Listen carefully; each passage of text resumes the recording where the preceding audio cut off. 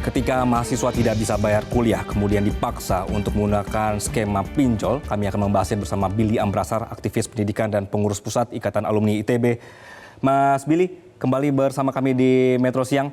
Mas Billy, jadi kalau misalnya tadi ada pembicaraan bahwa dari etis aja sebenarnya sudah nggak etis begitu ya. Kemudian, tapi ada undang-undang juga yang bisa dipakai kedua belah pihak untuk membenarkan atau tidak membenarkan skema ini. Menurut Mas Billy seperti apa? Jadi sebenarnya kalau kita bilang etis dan nggak etis, bahkan dia beyond etis atau nggak etis, tapi inconstitutional. Tadi Mas sudah membahas Undang-Undang Nomor 12 tahun 2012, butir 2, pasal 2 butir C jelas menyampaikan bahwa pun kalau kita memberikan pinjaman, maka pinjaman tersebut satu tidak boleh berbunga, dan yang kedua harus dibayarkannya itu nanti setelah mahasiswa memperoleh pekerjaan. Nah, ini kan perusahaan yang dipakai oleh ITB ini kan meminta pembayarannya langsung dalam waktu beberapa bulan ke depan. Jadi tidak berdasarkan Undang-Undang Nomor 12 tahun 2012 tersebut.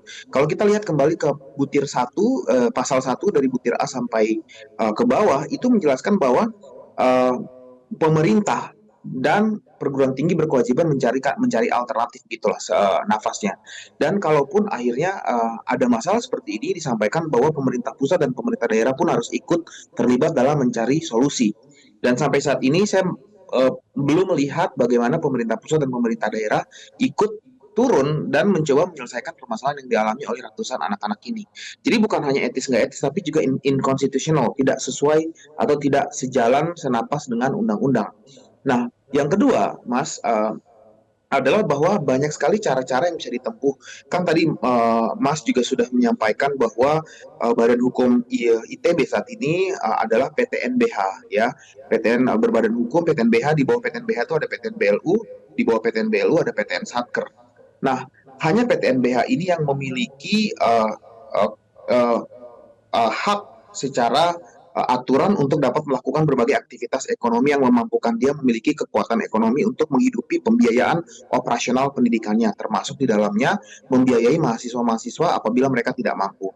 Pengalaman saya sendiri, saya dulu alumni ITB juga, dan saya juga mengalami masalah yang sama ketika saya kuliah. Saya banyak sekali banyak semester di mana saya tidak bisa bayar SPP, saya mengajukan penunggakan. Tetapi zaman itu ada banyak cara-cara lain yang kemudian sambil menunggak, sambil kampus memberikan informasi beasiswa-beasiswa apa saja yang dilakukan atau diberikan oleh pihak swasta untuk kita ikut seleksinya dan kita mendapatkan beasiswa tersebut. Mas Billy, Dan saya juga ada potong di situ. beberapa beasiswa Sebenarnya dari caranya itu pemerintah. apa Ini aja sih merupakan cara sebenarnya? alternatif lain.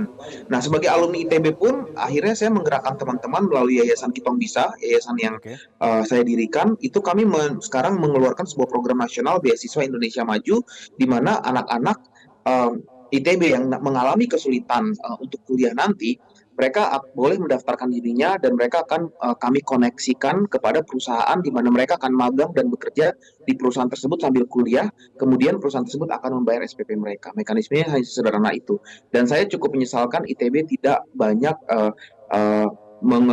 mencari alternatif-alternatif lain selain pinjol, di mana banyak sekali alternatif solusi dalam kapasitas ITB sebagai PTNBH, gitu, Mas. Kenapa Mas, menurut Mas akhirnya kampus memakai pinjol? Apakah karena memang menurut mereka lebih cepat untuk biayanya balik atau seperti apa?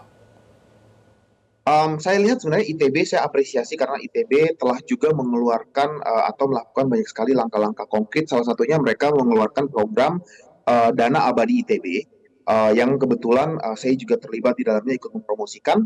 Nah, Dana Abadi ITB ini juga telah mengumpulkan anggaran yang cukup besar, tetapi belum cukup dipakai untuk diputarkan kembali mengcover biaya mahasiswa.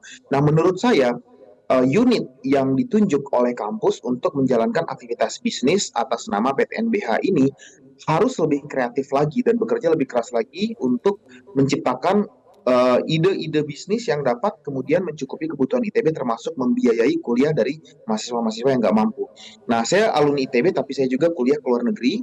Saya alumni dari Harvard University, di mana kampus Harvard ini adalah kampus dengan dana endowment fund terbesar di dunia, dan inilah cara Harvard untuk membiayai mahasiswa-mahasiswa yang tidak mampu untuk dapat bersekolah di sana, yang mereka utamakan adalah mencari anak-anak terbaik dari seluruh dunia. Nah, kalau kemudian tidak bisa membayarkan, Harvard Oke, kemudian akan membiayasiswakan dengan dana abadi yang mereka miliki. oke. ITB Mas juga Billy, saat ini adalah mendidik anak-anak bangsa. Ingat bahwa ratusan anak-anak yang tertunggak kuliahnya ini adalah anak-anak bangsa Indonesia. Dan oke. pasal 31 Undang-Undang Dasar Undang-Undang Dasar pasal 31 ayat 4 mengatakan bahwa dari 1 sampai 4 mengatakan bahwa pemerintah mengusahakan sebesar-besarnya sebaik-baiknya agar seluruh warga negara Baik, Indonesia memperoleh Mas Billy. pendidikan dan dapat mengakses gitu. Nah, ini yang harus menjadi dasar untuk Oke. pelaksanaan ke depannya. Oke, Ya. saya dapat poinnya adalah bahwa sebenarnya sudah ada skema-skema tertentu yang ITB seharusnya pakai itu gitu, tapi kondisinya adalah sekarang justru mereka pakai pinjol. Mas, gini deh, sekarang posisinya adalah dari pihak kampus kemarin sudah ada pertemuan, mereka juga tidak menghasilkan hasil kesepakatan juga gitu, tidak memenuhi semua ketuntutan dari teman-teman mahasiswa. Kampus butuh dana sekarang saat ini, banyak yang nunggak. Solusinya apa? Kemudian untuk mahasiswa yang sekarang akhirnya juga terpaksa nunggak, solusinya apa, Mas? Dua-duanya. Pertama, saya melihat komunikasi ITB dengan alumninya harus lebih dipererat lagi, karena alumni ITB itu adalah alumni-alumni sukses yang ada di semua sektor, baik entrepreneurship, sektor swasta, sektor pemerintahan, di mana kalau digabungkan para alumni ini bisa urun rembuk menyumbangkan uang untuk dapat membiayai tunggakan tersebut dalam berbagai mekanisme. Saya sendiri sebagai alumni, saya tidak hanya aktif mengkritik di media seperti ini ya Mas. Bersama yayasan yang saya dirikan, Yayasan Kitong Bisa, kami memberikan beasiswa kepada anak-anak yang mau ikut magang dengan perusahaan rekanan kami, dan kami akan bayarkan SPP-nya. Jadi saya pikir solusi terdekat adalah melibatkan alumni untuk dapat mencari jalan terbaik. Yang Baik. kedua, Mas, adalah bahwa pemerintah harus ikut turun juga mencari solusi. Bukan membenarkan bahwa mengatakan, oh ini sudah ada izinnya kok di OJK, ini ini juga dipakai oleh kampus lain. Itu jawaban yang tidak tepat. Karena secara undang-undang pasal Undang-Undang Nomor 12 tahun 2012, pasal 2 mengatakan ini tidak konstitusional karena memberikan pinjaman dengan bunga dan memberikan tenggat waktu. Jadi menurut saya jawaban bahwa oh ini terdaftar di OJK, ini legal, itu tidak tepat. Gitu. Baik. Seperti itu. Baik, libatkan alumni, kemudian juga direview kembali aturannya, dan sama-sama ngecek bahwa aturan ini bisa saja melanggar aturan yang sudah ada di undang-undang, begitu ya. Mas Billy, terima kasih atas waktu Anda di siang hari ini. Ya, dan engagement dengan pemerintah juga, pemerintah pusat dan pemerintah daerah berdasarkan Undang-Undang Nomor 12 itu harus Baik. ikut menyelesaikan masalah ini. Gitu. Baik, oke. Sekali lagi Mas Billy, terima kasih. Mudah-mudahan perspektif Mas ini bisa kita jadikan solusi ya Mas ya, untuk apa yang terjadi saat ini di ITB. Terima kasih Mas Billy.